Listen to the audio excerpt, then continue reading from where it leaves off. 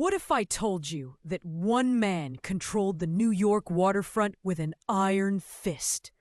That he built a secret army of killers so feared they were known only as Murder, Inc., and that he rose from an illegal immigrant to the Lord High Executioner of the American Mafia. This is not a movie. This is the real story of Umberto Albert Anastasia, a man who lived, ruled, and died by the blade. Born in 1902 in Calabria, Italy, Umberto Anastasia was raised in poverty. At 15, he smuggled himself aboard a ship to America, changing his name to Albert Anastasia. He became a longshoreman on the Brooklyn docks, but he wasn't moving cargo. He was moving power. And in 1920, his life changed forever. In 1921, Anastasia was arrested for murder, but the witnesses mysteriously vanished. Over the next decade, he became the right-hand man of Lucky Luciano.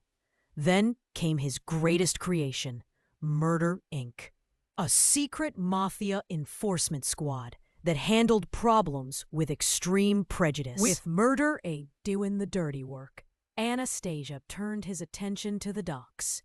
He didn't just control the unions. He controlled every shipment into New York City. You wanted your goods unloaded? You paid Albert.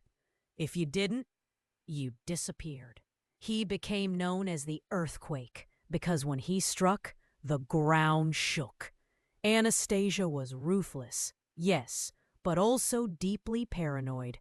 He'd have bodyguards watch his bodyguards. At times, he'd vanish for days, convinced someone was out to get him. And he was right. The other families saw him as a liability, a relic of old-school violence in a world moving toward business. On October 25, 1957, Albert Anastasia walked into the Park Sheraton Hotel barbershop. He removed his coat, sat down for a shave, and in that moment, two masked gunmen burst in. Anastasia rose to fight, but he lunged at the gunmen's reflections in the mirror, not them.